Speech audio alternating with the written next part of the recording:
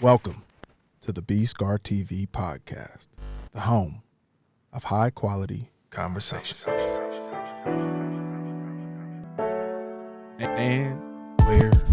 And we're back with another episode of B-Scar TV. And I have a very, very special guest today, Mr. Marcus Harvey, a.k.a. Money-Making Marcus, Marky Mark. Keep it going. Welcome, man. Thank you. And I'm not the special guest. The special guest is the occasion that we're in here, which is the first ever live B-Scar TV podcast event. So I think that's more important than me. This is a big deal. You've obviously been putting in the time into creating the content for people. And so to see this, hopefully you get to enjoy this and realize that what you're making is valuable. It's an absolute fact. We do have a very, very special audience here today. And so we'll clap it up for the audience. Let's hear them. Let's hear them. Yeah. See, they're there. You can't see them, but you can hear them. All right. For you listeners out there, this is our first in real life podcast, and we have some beautiful faces in the crowd. Yes, sir. All engaged and chilling. Marcus, I did some research last night. Can't wait. I did a lot of research, and you're not the only Marcus Harvey out there. Did you know that? Google will show some others. There's a celebrity barber out there named Marcus Harvey. He's probably dope. He was the first. Did you know that? You didn't know that? I didn't know he was a celebrity barber, but that's cool. He's booming. He's booming, like 96,000 followers on Instagram. I'll take it. So I Google Marcus Harvey, and I need SEO. A picture of Grant Hill pops up in the barber chair getting the fade. And I was like, yo, that ain't my Marcus. That's not Marcus Harvey. I also didn't realize how deep the University of Oregon roots yes, go sir. For you. You're a duck. Way back. Through and through. Born it. Yep. The green and yellow brick road led me to Eugene. I-5 South down to Eugene. Yeah, both my parents went there. My sister went there. It was the only school I even applied at. I knew I'd be a duck. I thought, like most people raised with the swoosh and the green and yellow, that you go to U of O, you get a business degree, and Phil Knight hands you a job, and it's just that easy. And turns out it's not. Nor would I have wanted it that way. But yeah, being raised my whole life, being 5 minutes from the Nike World headquarters, and that was my Disneyland, and U of O, and the way that the logo and the jerseys and the sport and the team and everything like that was just always my thing. So that was kind of the binding agent of our family, was football games on Saturdays and basketball games, and it was the thing that still kind of is the constant through our family.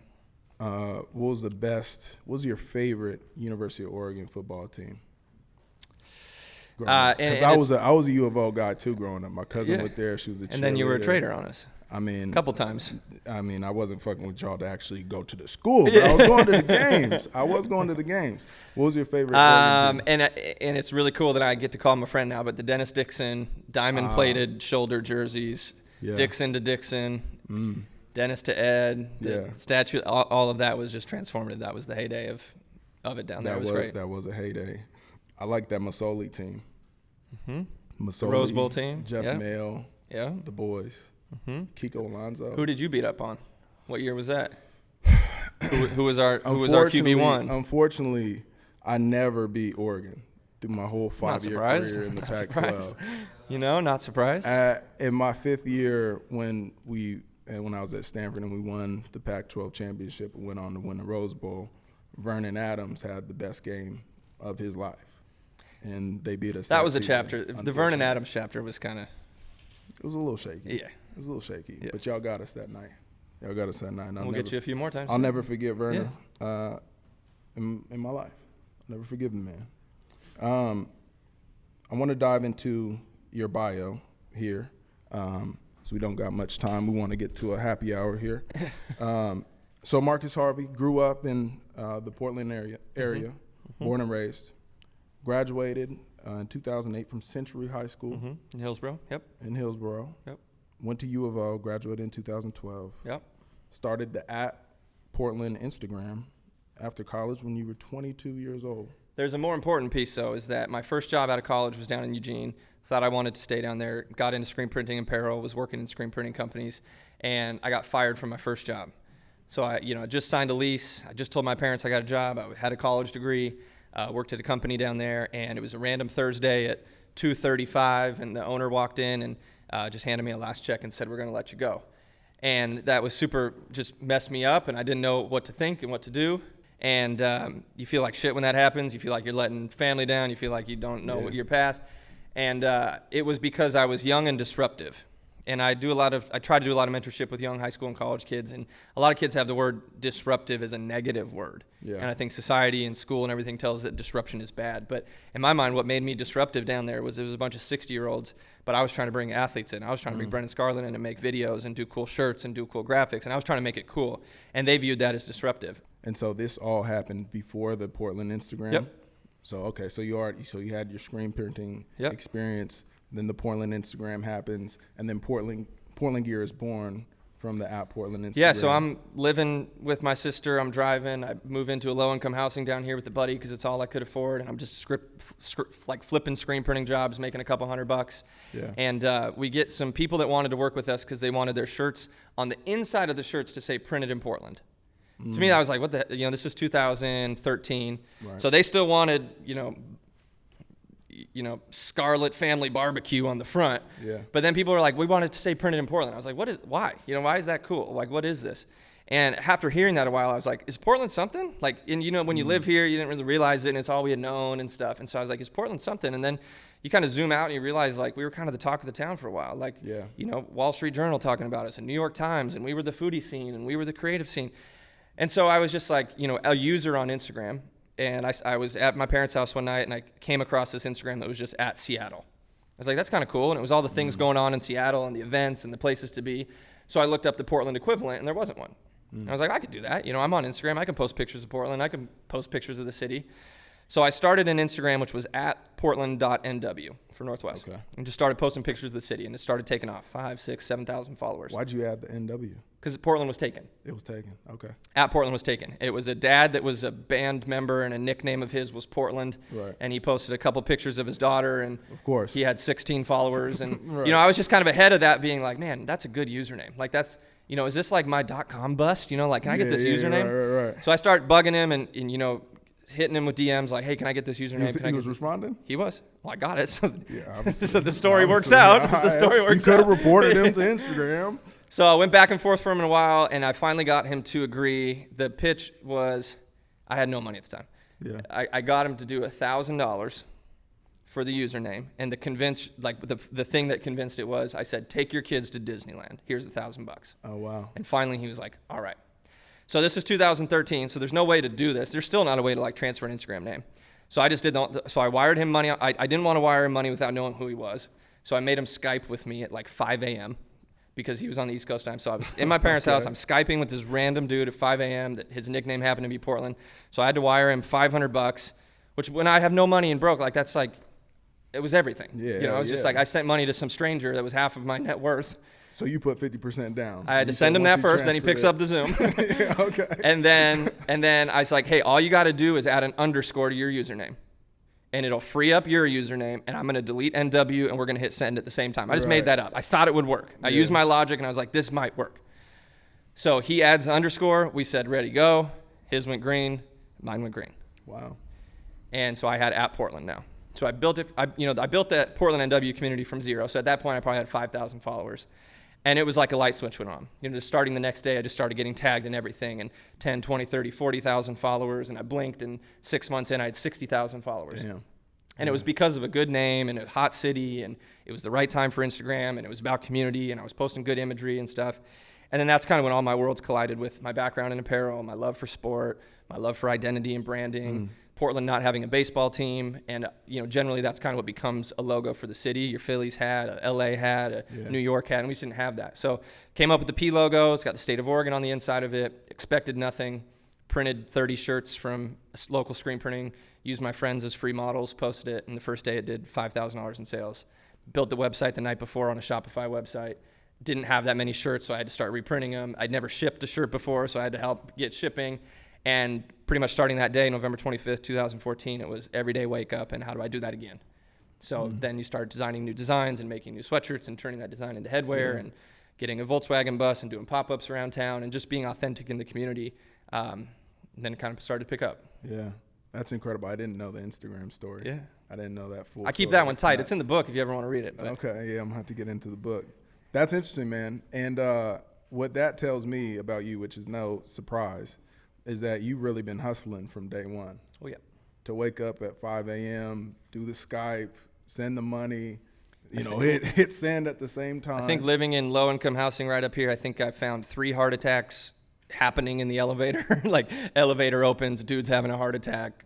Like, got to go find someone to help. And it was so embarrassing living there because I had met my wife at that time. Yeah. And I had to check her ID in at the door. And it was just but I was willing to do whatever. It was just, I had opened my first little office down here with Wookie, and we weren't making any money. So all my money was going to that. And I was just willing to do whatever it took. And so it's easy to look back and see kind of some of the small success that we've had, but it was rooted in those early years of not eating much.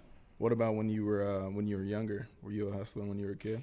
I wasn't. I was an insecure, tiny little white kid that couldn't play sports but really wanted to, and was never tall enough, and dreamed of pushing a 45 plate on a bench press. I don't even know if I can do that now.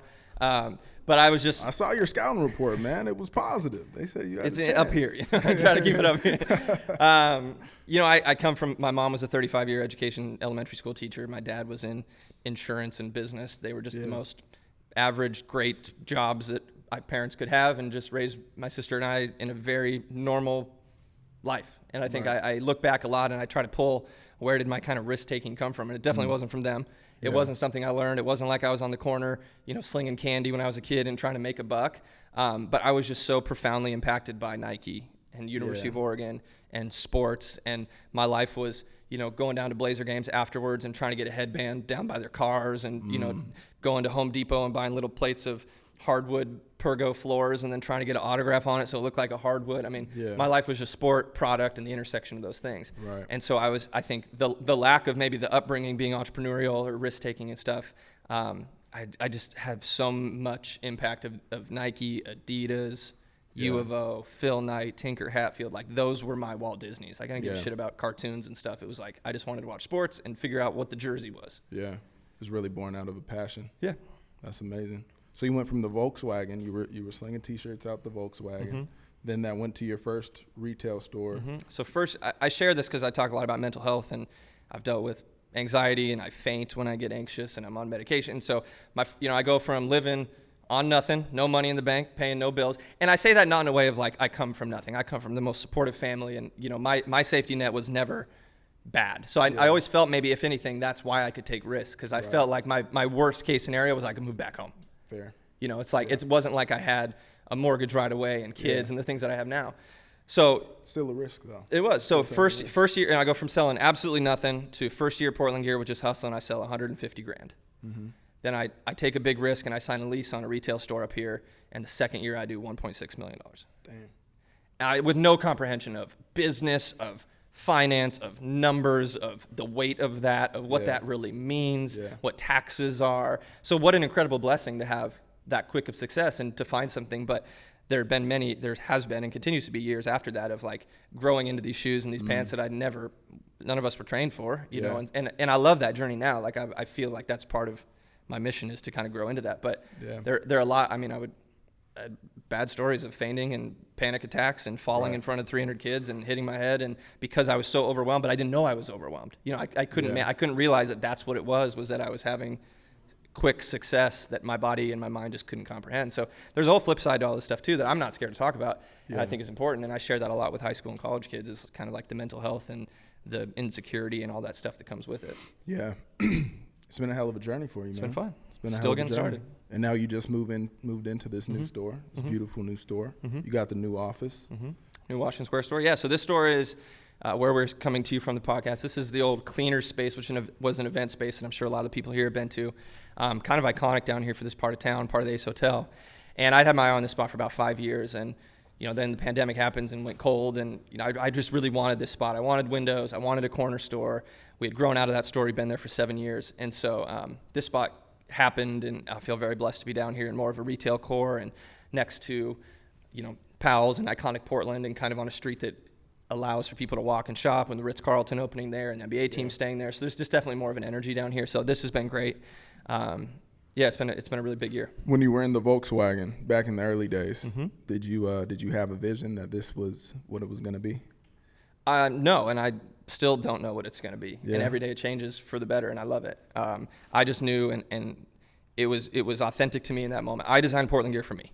And I think that's really important in entrepreneurship, is to do things for yourself. So like I wanted to wear my Portland pride. There wasn't a way to do it, so I did it. Right. So every day, it's never felt like I've been selling this stuff. And I don't really give a shit if anyone buys it. You know, if it resonates with them and if they like it, they'll buy it and wear it, and they should be proud of it. But to me, I've always just felt like I was doing something that I wanted to do for myself. And then you find that other people want to. So to say, was this the goal, or to say, would I be doing all these things? And I had no plan, and I don't know what I'll be doing in 5 years, but I know that it'll be sequential to where I am now. And it'll always root back to like, how do I bring people together in Portland? How do I create pride for the people that are here, that putting on for it? Yeah. 3 years of civil unrest in Portland, and riots, and all the things that have happened, and the things we all know, and now the pendulum has shifted, and all those articles that used to be so pro Portland are all very negative Portland. Yeah. And we have just made a consistent effort to be a positive Portland story. And even when it was hard, and when we've wanted to say things so many times, and I've had the Instagram written out, I don't, because I think our job is to just be a positive story and do positive things. And we got so much press out of opening this little store here, because it was like, wait, someone still believes in Portland? Wait, someone's signing a new lease in downtown Portland? And I hope that if I can make any sort of impact in that way, to have other people believe in it too. Like, that seems like my higher purpose now for this. Yeah. Yeah, and what's incredible to me is how recognized of a brand that you've been able to create with Portland gear, with that P, with the Oregon inside. Is like, it's now recognized as, you know, that's our city's logo, Sure. you know, for a lot of folks. I hope so. And as that being your first kind of step into entrepreneurship and having a lot of success, you've done it a couple of times afterwards now, right? You've opened up a restaurant, you've seen brands, you've opened up successful brands, and now being a serial entrepreneur. When you think about the most important factor of going from 0 to 1, having an idea and bringing it to fruition, you know, for the aspiring entrepreneurs in the crowd, or the aspiring entrepreneurs listening, what is the most important piece of going from 0 to 1? If it's not authentic to you, how can you make it authentic to other people? So to me, opening bars or restaurants or food or anything, there's never about to make money. It's about, can I bring people together? Can I create pride? Can I make people excited to be in community together? And that's my driving force for everything. So I work a lot on myself to get to clarity around my why and what motivates me. And so to get from 0 to 1, it's a lot of self-work. You know, it's like I spend a lot of, and I feel very blessed to have a supportive team now that allows me to kind of live in that space that I just get to think a lot. But you got to be passionate about what you're doing. I know that sounds like a cliche, but it's so true. It's got to resonate and be authentic to you. Like, there's so many things I shouldn't and can't do because they're not authentic to me. Right. And no one should do. But if there's things, like, there are things that are authentic to every single one of you that align with your core values, whether you've established them or not, you just know them. You inherently have them in you. Whether it feels right, I feel like I have a very strong gut, and I trust it. And I don't second guess it. I jump in, and then I start to figure out how to swim. You know, I don't sit there and say, can I make it? What can I do? And I'd rather do it that way. And sometimes I get hard on myself, like, man, should I plan a little bit more? Should I not jump into things?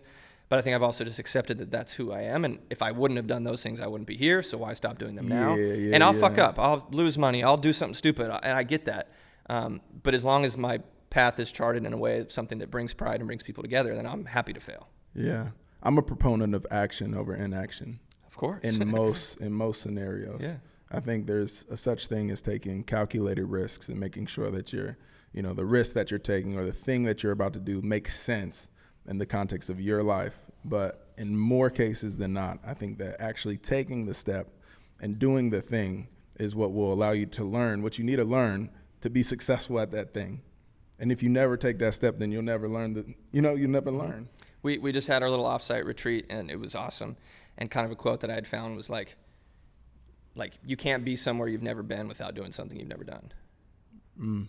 So to me, like, that's kind of like the, how can I become $100 million business if I haven't even become a $1 million business? You know, like, and you're not going to have those traits. You've got to gain them. You've got to get them. You've got to search for them. You've got to grow into them. So it's like to do things you haven't done, you've got to do things you've never done. You know, it's like you got to take a risk. If your podcast fails, which we're not going to let it, because this one's going to be a hero. Come on. You'll learn a million things from it, and you'll translate that into the next thing. And people that don't succeed are people that would say, man, I failed and I'm just going to give up.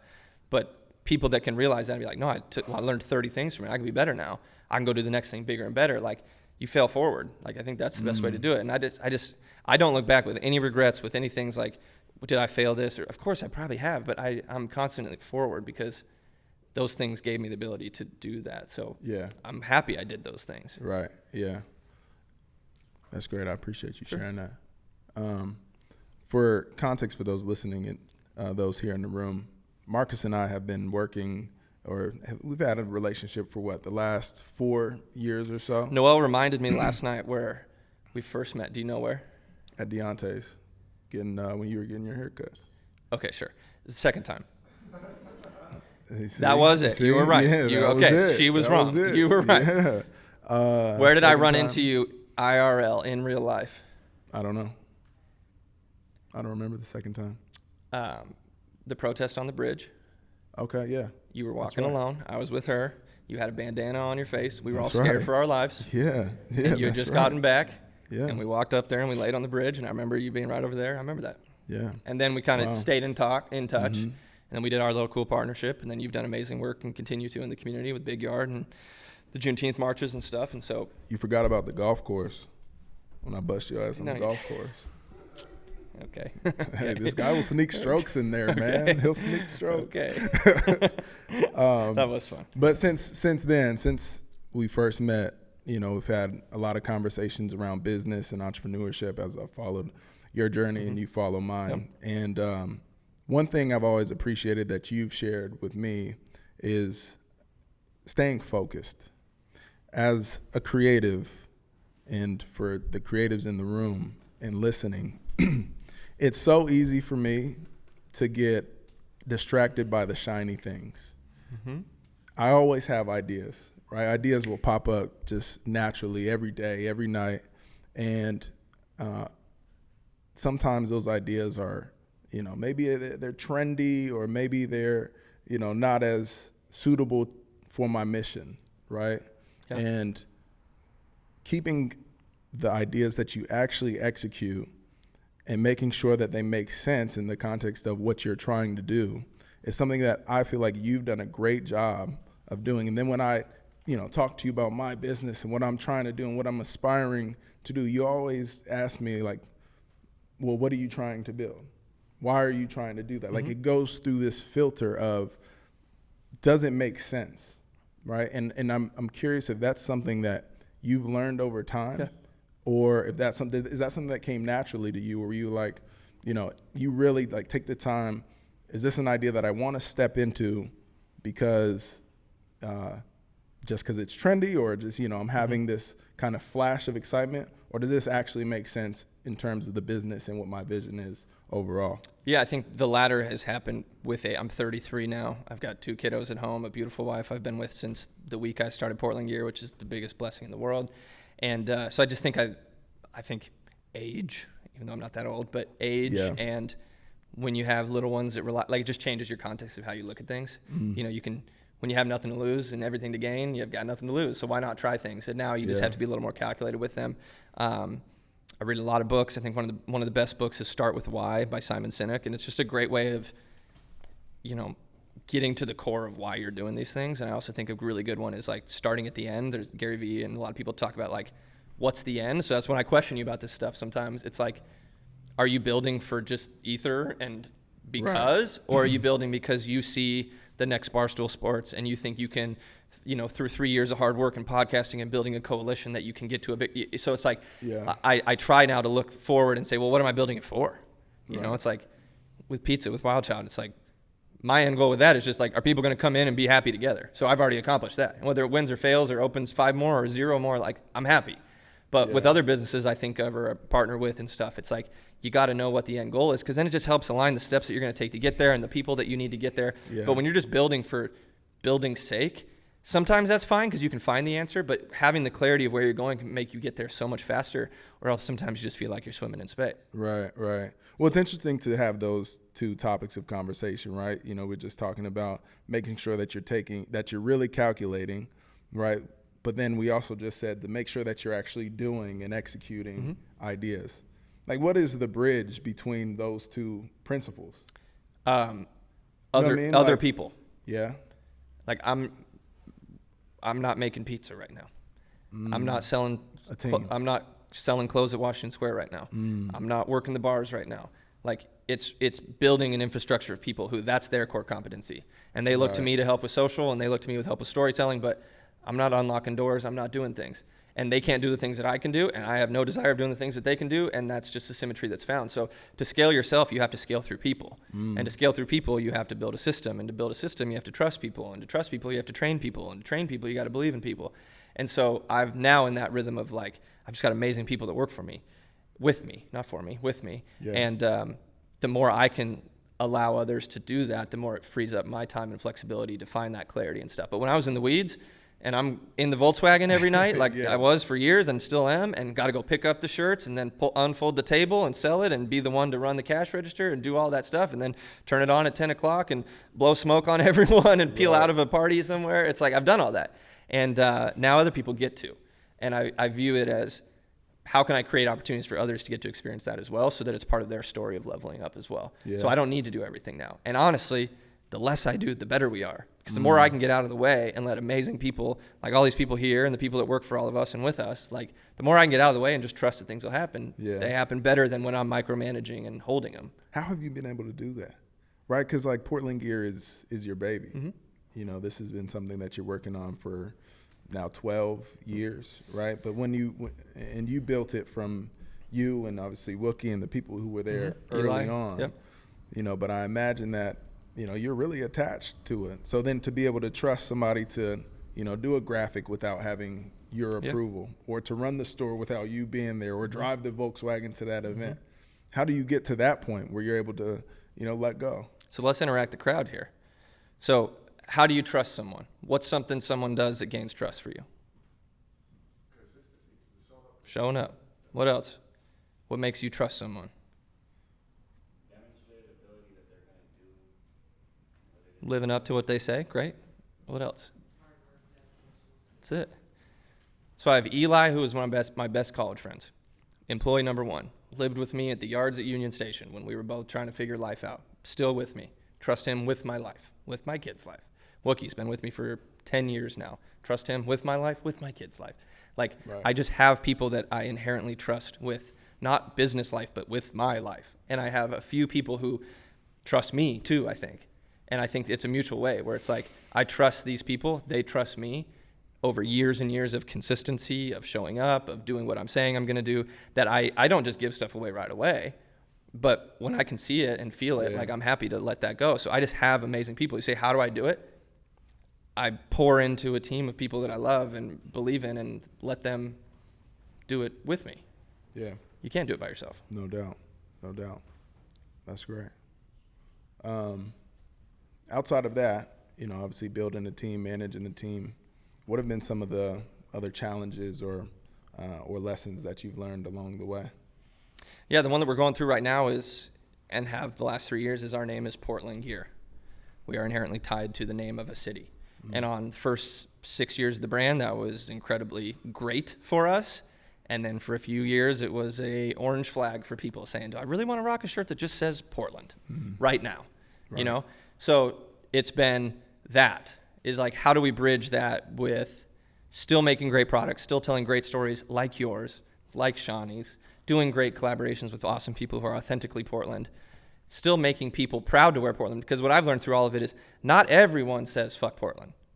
A couple loud people want to. There's a lot of people like all you guys sitting here that still believe in this place and that still think it has something special and still believe that the best is yet to come. Yeah. And to us, that's who our brand plays into. So it's been how do we stay positive and consistent in a time when that hasn't necessarily been the norm of the city? Mm-hmm. And then how do we create products and categories and invest in things that can make us bigger than that even? Yeah. And that can get people outside of Portland to be proud to wear Portland gear without them even knowing. Right. I mean, I've always loved my city of Portland. Can we get some snaps for Portland? Can we get some snaps? I know there's some there's a mixed crowd here that, you know, some of us are born and raised, you know, from the city. Others have moved here. But I think that there's so much promise here in Portland. And I think that the difficulties that we've gone through over the past 4 or so years, that's just the pendulum swinging one way. And I think that those who are here, you know, boots on the ground, working, when the pendulum hits the extreme of how negative it could possibly get, when it swings the other way, You know, people start talking about Portland as the beautiful place that it is. Yeah, we know it is. And the rest of the world looks at us as we look at our city, then we'll be just so much more positioned to do anything that we want to do, to collaborate with anyone Amen. we want to collaborate and build the city that we want to build. Amen. That's my belief. And I'm right here with you. I couldn't agree more. I think it's, you know, I sit in a lot of city meetings now. That's a whole thing, I guess, is something that I never would have thought I'm doing, is I sit in hours and hours of meetings with commissioners and travel orgs, and because I just genuinely care, because Portland's in our name, and if I can do anything positive to make people proud of this. So I've sat in a lot of meetings on tourism and hotel occupancy and sporting events and future sports teams and arenas and all this type of stuff. And I think the pendulum's hit bottom, and I think we're swinging back. And I think, you know, when this pandemic started and no one knew what this was, a couple mentors that said people that make it through, brands, design, creatives that make it through hard times generally come through the other side stronger than ever. For sure. And I feel like this year, 2023, might have been our way of saying we got 2 brand new beautiful stores that open. We got awarded a store at the Portland airport. That was a 5-year process. We will be one of only 3 apparel stores at the airport, us, Columbia Sportswear, and Pendleton. I think it's a big deal. We spent a lot of time on that, and that's going to be part of the whole new airport that opens in 2025. Wow. That was because we, thank you. That was because we stayed consistent. Clap it up for that. And I just think those are gifts that someone's given us for maintaining positivity in the city during the times when people weren't. Yeah. And so I feel the pendulum is swinging back. I'm feeling positive momentum. I'm feeling change in governments and things and political things, and I think things are coming back, and it's people like you guys, it's people like JR with restaurants, and it's people like you with storytelling, and the creatives in our town that are going to be part of the reason that people are proud to come back downtown in particular. You know, been at the commissions with Tina Kotek, our governor, and talking about like Portland is the heartbeat of the state. And although her job is the entire state of Oregon, and she's just as important with Redmond and Bend to Madras to, you know, Pendleton, it's like if Portland fails, the state fails. And so her investment in cleaning up the drug problems and houselessness and affordable housing and stuff, like her focus this year is on Portland, because if Portland wins, the state wins. And I think we all know that. So Portland is the heartbeat of the state. It's honestly one of the heartbeats of the entire region. And there's something special about it, and I think the best is still yet to come. Have you ever thought about what Portland might be like if the sportswear companies weren't here? Yeah, I Like legitimately thought about this the other like night. I don't think any of us are sitting here. The Nikes, the Adidas. I don't think any of us are sitting here, because the ripple effect of those industries since the 1970s is instrumental to the creative class here, to the agencies, to the tourism, to the sports teams, to it's crazy. I think a lot of us aren't even sitting here. Like, it's not us sitting here. It's like were our parents even here? Because was there an industry in the 80s that brought that? Like, I don't know. I don't want to think about it. Why are those companies here? Like, as a now apparel company. Because it's all from Phil Knight. Okay. Adidas is only here because Nike was here. They only opened North America headquarters because Nike was here. But is there any other strategic advantage from a geography standpoint? Shipping across the Pacific? No. Or there's nothing there? No. It's that you get really lucky that Phil Knight happened to live in Southeast Portland. And Really?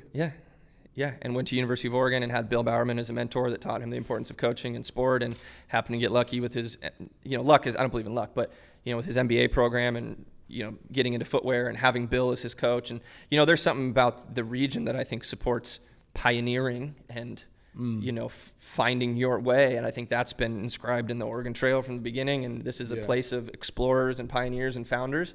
So I think that's maybe just in the breeze. But I don't know if that's, Phil starting Nike and committing to this place to build it and acquiring acreage out there, and the ripple effect of the agencies, Wyden and Kennedy's, and half of us could raise a hand and either know someone that works in the circle, or have worked in the circle, or have aspired to work in the circle. And that's the heartbeat of the state. And so I think we need to play into it more. Yeah. I think we don't play into it enough. I thought it was because Japan was just right over there. We could ship right across the Pacific. I thought there was So we don't even have a port. Oh, okay. I don't know if you guys know that. I thought we had a port. What's that there on the Willamette? We had a port here on Terminal 2 that was an incoming for cargo ships and stuff, and that closed about 8 years ago or so. We received some stuff up on Swan Island now, but all of the incoming product goes to Seattle or Long Beach. I did not know that. And it's a big initiative to where ports are built is where there's economies and where there's shipping and importing. And so they're trying to build one in Coos Bay at the Oregon coast, but that is not why they're here. You might have to get in on that. Come on now. I saw a TikTok today that actually one of the biggest upcoming industries that if anyone here is looking for something is trucking. It's trucking. It doesn't require a lot of money. You buy a truck. I pay so much fucking money to move shit around in trucks, and there's such a shortage, and it's not a job that people necessarily want. I heard the hard part is the drivers. Yeah, I've had some buddies that try to get into it. Trucking. It's how, hard to find but drivers. it's hard to find retail workers. You can make an excuse for anything. Right. If you pay people well, if you treat them well, living on the road is no joke. But I saw that TikTok today. I was like, that is no joke. Like, as the economy grows, as brands grow, as direct-to-consumer grows, as e-commerce grows, as all of those things, how do we all get our stuff? It is from trucks. I think in 10 years, most of the trucks today will be autonomous. Irrelevant. Yeah, I wish, but that's not going to be the chance. It's like It's saying 10 years ago that we weren't going to have designers anymore because of technology. Like There's things that'll automate and help saying, make it, like how Amazon's automated facilities and stuff. But to get trucks moving and going in traffics and things, like, we still need truckers. So go truckers. You don't think there's going to be any autonomous trucks? Of course there is. Elon's, of course, but the adaptability of that's going to be low. It'll be electrified first. It's going to take longer. It'll be electrified first, and then it'll be autonomous at some point in our lifetime. There's still a pocket of time to make a little dough. A lot of dough. Trucking. A lot of dough. Okay. And moving freight. They're called containers. Whatever you guys have seen on big trucks, if you don't know, it's a big metal thing. It's a container. From the ports over in Asia or wherever the product's coming from, there's these mega ports that load these containers onto a ship. They can put hundreds, if not 1,000 containers stacked on a ship. That ship takes 30 days to go from a port in Asia to Long Beach or Seattle. From there, those 1,000 containers get offloaded to the port, then get unloaded onto individual trucks where they're then trucked across the place. It's logistics, but trucking would be a big thing. Okay. Yeah. Okay, I'm going to keep that in mind. B-Scar Trucking Co. Come on. We keep on moving. Scarlett Trucking. Squiz? We keep it moving. We keep it So I'm in this social entrepreneurship program right now.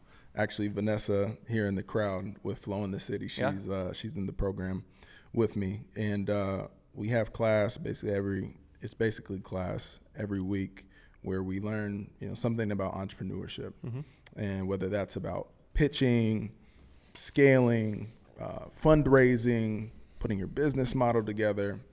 There's a lot of different pieces that we're learning, and what I've pulled, one of my big takeaways from this program is that you don't know what you don't know, especially in the context of building a business. It's so easy to put a box around what you potentially could be, what your brand potentially could build into. And these quote cards, we had an episode with Peyton Pritchard, and he says, people always want to put limits, but ultimately, I just don't care what they have to say. I'm going to go show them. And he does, and he has. And he does. Shout out 4-time state P. champion. Rabbit. Shout out P. Rabbit. But I think to add on to that, it's not just others putting limits on us. I think it's also ourselves putting limits on us, right? And then, so I have this saying that I've been kind of playing in my mind. So when I'm thinking about ideas, when I'm thinking about Big Yard, when I'm thinking about Scarlett Creative or B-Scar TV, remove the box. Great. And I'm curious how you have removed the box, or do you still fight that? Do you still push against that? So I think sometimes it's imperative to think inside of a box. Because if you don't, so my box at Portland Gear that we design within, that we think within, is like, how is it telling a story of Portland through product that resonates with people? Yeah. If suddenly I just expanded that box and I was just like, fuck it, we're just gonna make inflatable pool toys, and because we could. Because it was hot. Because I saw Amazon was drop shipping pool toys. It's like, so I think it's imperative sometimes to make a box and be in the box. Right. I think it's important sometimes to, take your foot out and dip and feel things. But I think it's really important in business success is found in how long you can stay in that box. Yeah. So I'm not contradicting you. I believe, I know what you're saying. Remove the box for maybe imagination's sake or for, infinite mindset's sake and stuff. But there is a level of how long can I stay in this box? And then maybe how big can I make the box? But I shouldn't get out of the box. But sometimes it is supposed to be a box. Yeah. And as a business owner, when you create a business, you are creating a box. Wild Child Pizza sells pizza. To get outside the box is all of a sudden we're selling sushi. Right. Well, sushi's hot. I think people are going to want to buy sushi. No. The box we made is Detroit style, great pizza, made in Portland, fun environment. That's the box we're in. So now how many of those boxes can we replicate? Or how big can we make that box? Or how big can the box get? But that's important. And in Portland Gear the same, and in future projects we're working on, it's defining the box. Nike still has a box. Yeah. fucking one of the biggest in the world, but they still have a box, you know, designing and engineering products for world-class athletes. Yeah. They do that in a lot of ways, but they're still thinking inside of a box. So remove the box, sure, or make more boxes, or make the box bigger. Or how do you fill the box in your case, maybe? Right. Like when you're defining the box, so you've got the box defined, now your question is, how do I fill that within the box, though? Right. You know, especially starting from nothing, or entrepreneurship, or creating something new, or create whatever that is. Yeah. Define the box, make it a little bigger, but you got to then fill it before you even need to think about expanding the box. Mm-hmm. And so when you think about filling or expanding the box, Mm-hmm. right? Because whatever the box is now that Mm-hmm. Portland Gear has, where are you pulling inspiration from? Is it what you read? Is it who you speak with? Is it? Yeah, it's people I meet. It's things that I see. It's things that shift and shape in the city that allow for things to expand. It's all within the kind of the parameters that I've established. But yeah, I mean, my job as the owner or visionary, whatever, is to find that and to then bring it back to the team in an articulate way that says, here's a new box I think, here's the new size I think we can grow into. Right. And it's like, now how are we going to do it? And then you have a great team that can help you fill it. But it's my job to give them the vision to say, here's what I've thought of. Here's the expansion of it. I mean, we just had that meeting the other day where I'm like, I had a click and I'm like, I actually think we could do this now. And now the box is a lot bigger. Gotcha. And now we got to grow into that. So what are you filling the box with next? Yeah, so a huge category for us over the last year has been backpacks. And this is something that I never would have thought. It's something we had for a while. We've re-innovated and continue to re-engineer a water-resistant, weatherproof backpack with a wire frame on it. It's just a great product at a really great price point, $95. It's inherently Portland with water-resistant and simple and great. So this has been a category that will be a multi-million-dollar category for a long time.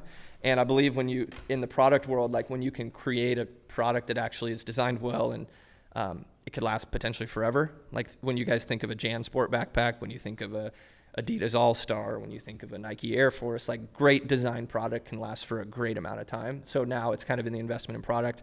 We're very fortunate to have met a guy named Aaron Cooper, who is a 30-year Nike basketball designer. Shout out Coop. Shout out Coop. Shout out Coop. And Coop and I have been working on a shoe, so we have footwear coming out this year that'll be a big deal. Okay. And that's still inside of the box on inherently and uniquely Portland and done in a way that pays tribute to the big brands here, but getting into the footwear game is something that I only could have dreamed about, but only through Coop are we making it happen. So we'll have footwear coming out this year. So I really see category growth for us in product development and stuff as a way to get bigger than kind of what got us here, which was prideful t-shirts and graphic tees and hats. And now really investing in R&D and innovation in the space of bags, outerwear, and footwear. Yeah. And you got some. I got a sample. You got some on today. These were these were from a factory-like material, but we'll have a Northwest kind of everyday mule as well as a 3-strap sandal, and there'll be a bunch of innovations on materials and color. But to see the P logo on a shoe and fully recycled material and comfort first and every day, and then we'll have full tonal matching outfits with it and stuff. So. Been really fun. You know, the kid in me that used to run around the Nike campus and peek in the window to look for samples or look at a color or see a swatch, or my first job at the employee store and meeting an athlete and seeing product and stuff. And to now get to do that every day, I think I just wouldn't trade that for anything in the world. To get to think of a product, see it come to life, see other people enjoy it. You know, Dear 44. I remember the first text and the first email, working with Brennan Scarlett here and allowing him the full creative ability to design a collection with Portland gear through his lens. Dear 44 was the 44 line was the bus route that you rode, and then creating this whole capsule around it and getting off at the bus. And then we actually got a tri-met for the photo shoot, which was dope. That's going to your house and your parents and telling this whole story of you through the lens of Portland gear was fucking awesome. And just getting to do those. Shawnee with the love last Valentine's Day with such an awesome collection, and doing that at Jackie's with the party. How great was that? So, you know, owning 100% of this business, not having any investors, shareholders, like I get the freedom to do whatever I want, and I won't trade that for anything. I don't care if I made $5 in this business. Like the ability to do and to not be at that business where someone can come in and fire you because your idea is the greatest reward. And if anyone is ever even thinking about the entrepreneurship space or wants to start a business, like that's why you do it, because you get to chase that freedom to be creative. I think the question is, will these shoes come in size 15? 14. Come on, man. We got some big boys. It's expensive to open up molds. You said you were 14. I'm a 15. We'll see what I can do. All right. We'll have size 5 through 14, which is a women's. What's that? Take the sole out. I don't know if they got soles. Which is a women's 6.5 to a women's 15.5. What are we calling these? I don't have a pair of these. Like you clogs? don't get to know yet. Clogs. Well, it's a mule. The model is a mule, so it's mule. a take on just like an everyday. Okay. You know, Birkenstock has some pretty iconic ones. Uggs have some pretty iconic ones. So this was Coop's version of a Northwest mule, and his story is so amazing. Aaron Cooper's great, and this is not an actual colorway. We've got a really dope collaboration lined up to kind of launch them, and amazing. Maybe there's a B-Scar collab. Come on. In a size 15 only. Let's talk about it. Come on. You got to be a 15. Just for the big folks. just for the big boys. Come on. Just the XL. That's great. And there you have it, folks. Another episode of B-Scar TV. Please give us a little feedback. Drop a comment. Drop a like. Give us some constructive criticism. We are always trying to get better because we are on the pursuit of high-quality content, and it's an endless pursuit. This episode of B-Scar TV has been brought to you by Scarlett Creative. For the full-length video episode and more content, find us on Instagram, YouTube, and TikTok at B-Scar TV. And please, leave us a review. Drop a comment. What do you want to see? What do you want to hear? Who do you want to hear from? We would love to hear from you. This is your host, with the most, Brennan Scarlett, signing off. Peace.